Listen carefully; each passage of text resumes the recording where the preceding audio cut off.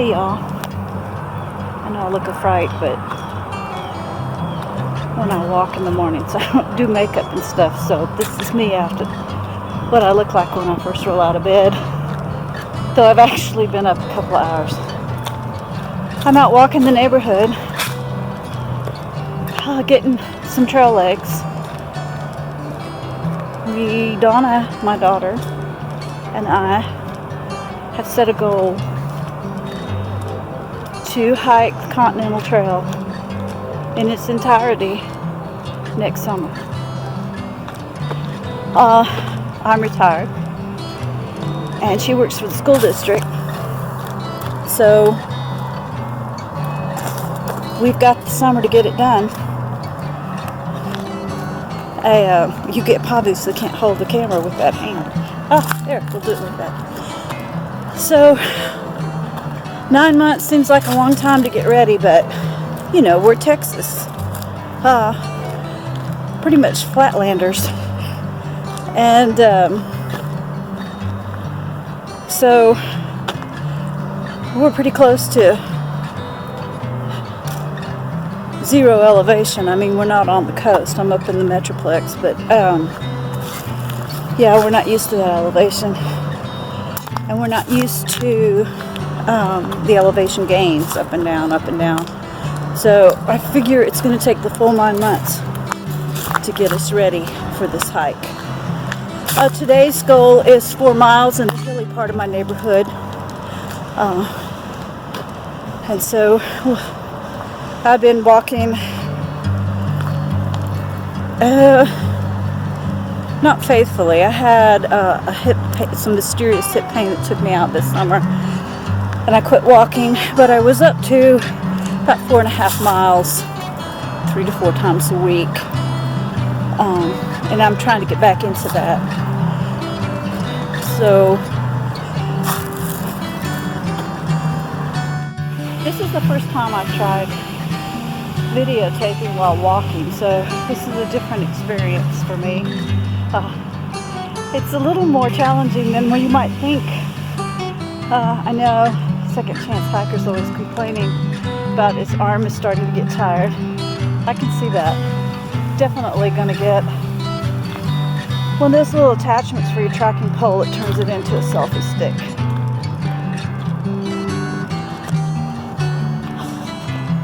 So let's talk about the Colorado Trail.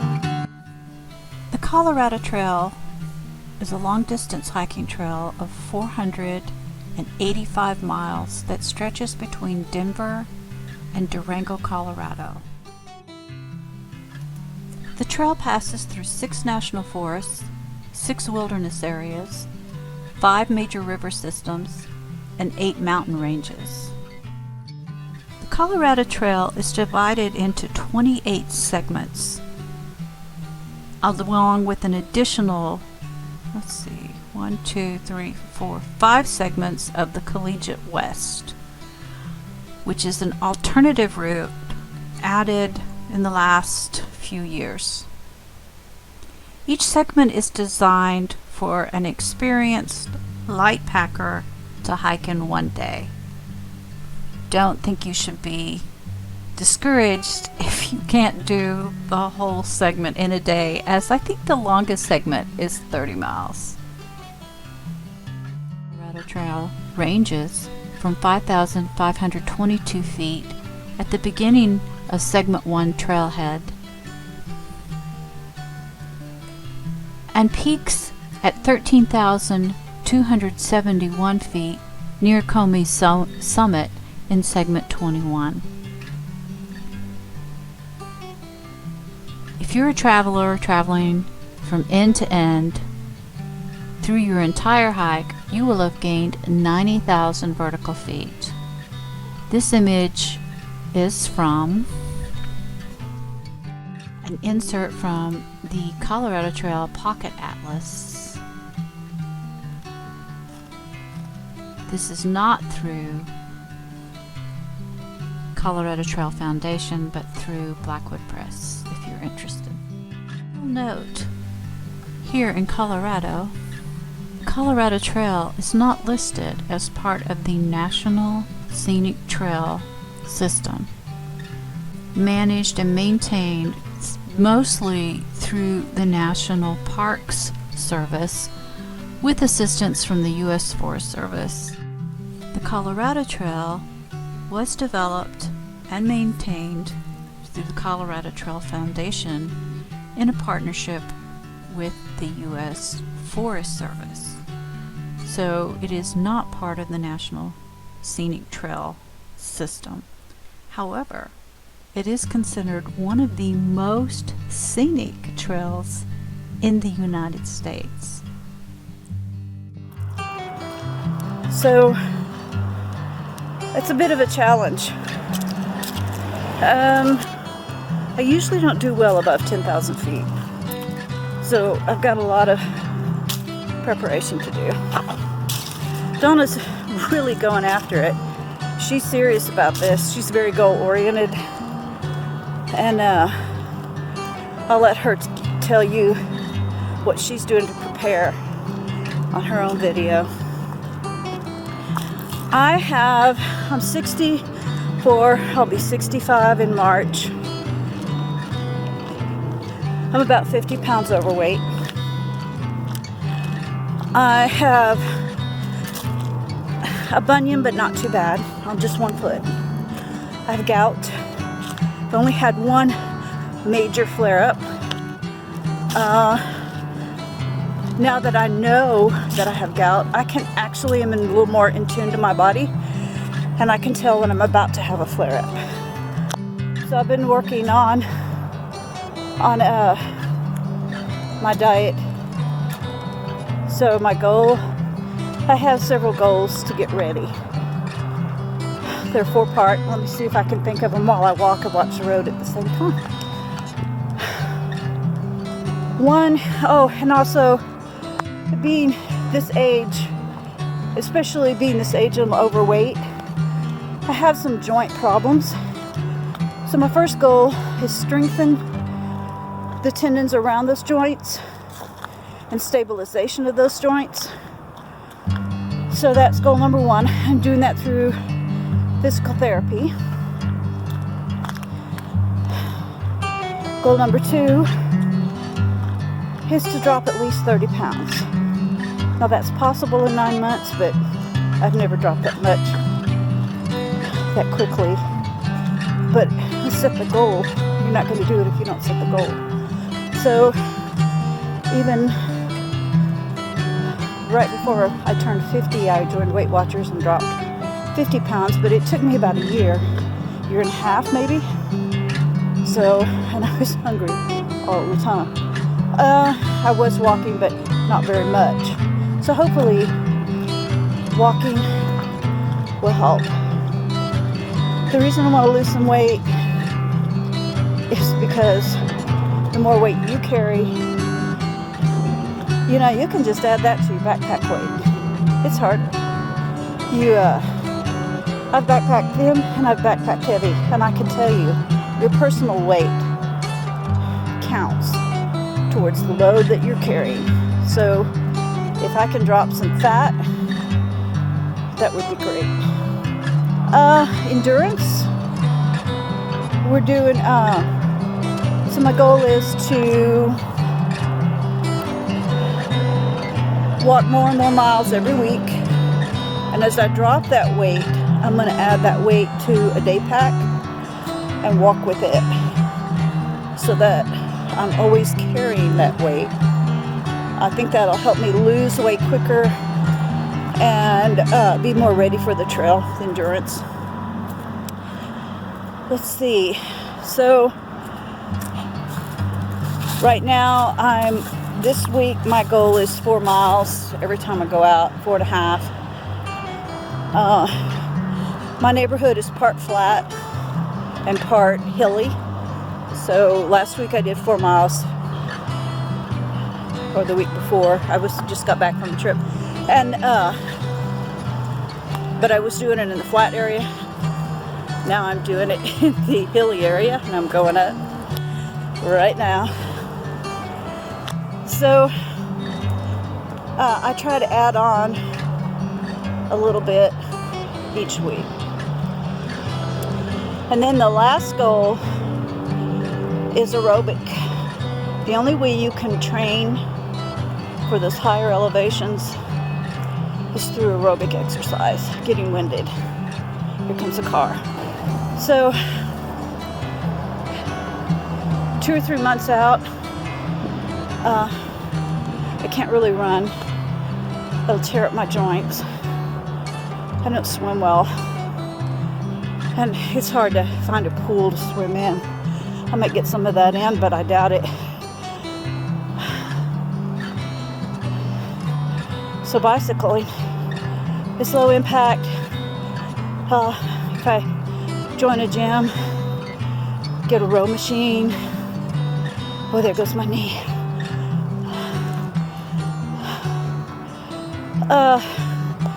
My daughter has an elliptical.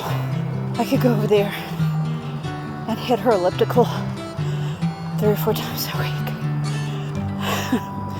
I do this section quite a bit, but I usually don't talk through it.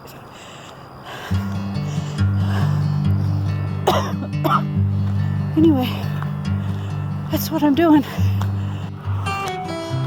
This is about the most topography I have in my neighborhood, and it's a pretty good grade. It's about 45, but it's only about a block long, so I don't get that much elevation change in my walks. I'm about to turn around and you can see the uphill. See a little bit better.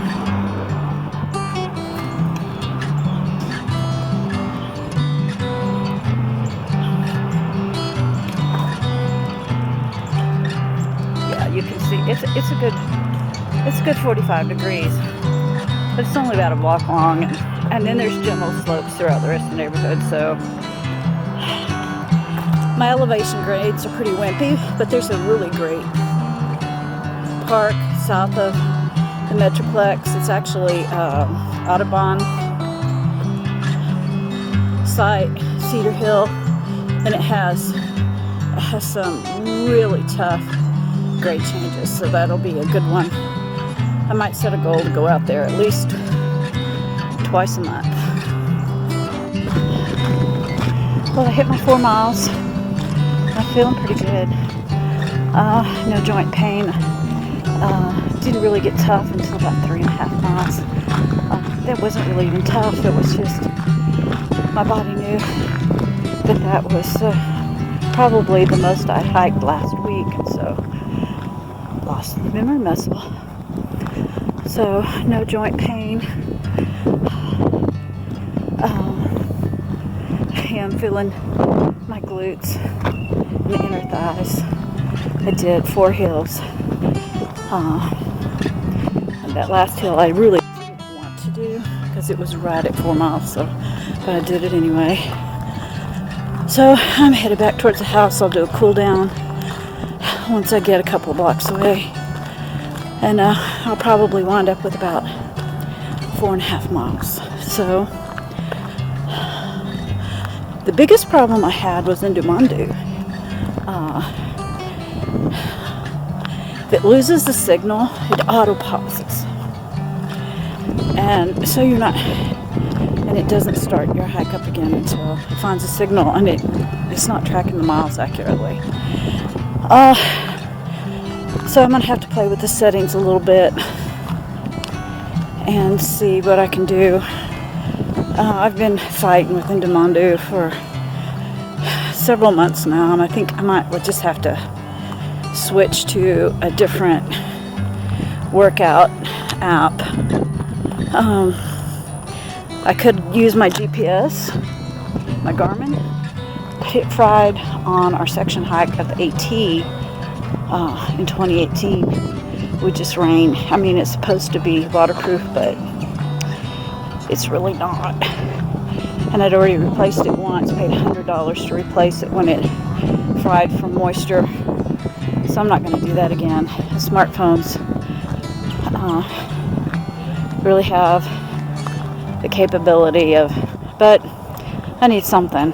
So if y'all, maybe in the comments below, let me use what you're using for tracking your workouts, how much you like it, and maybe other than gut hooks, which I love gut hooks, and I'm proficient with mapping, so I can read a compass map and I have decent pacing as well, because I'm a forestry major. But if there's anything else that you're using on trail to stay located. All right, thanks. Well, by the time I made it home, I did 4.8 miles. So, was really feeling it there towards the end. I don't think joints as much as just the muscles surrounding the joints. So,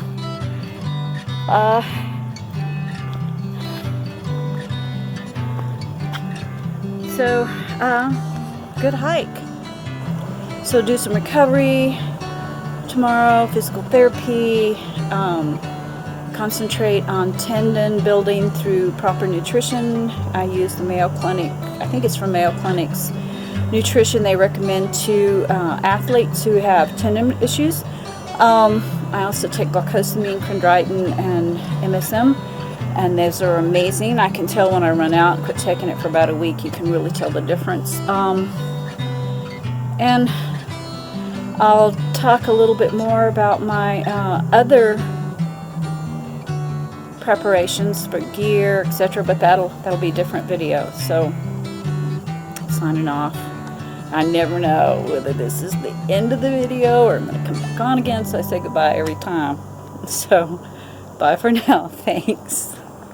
To learn more about the Colorado Trail Foundation and the Colorado Trail itself, you should visit their website at coloradotrail.org. Their website is a world of information. Here you can find out about trail conditions. You can order your trail books. You can apply for your completion certificate. Everything you need to know about the Colorado Trail you can find right here at this one source.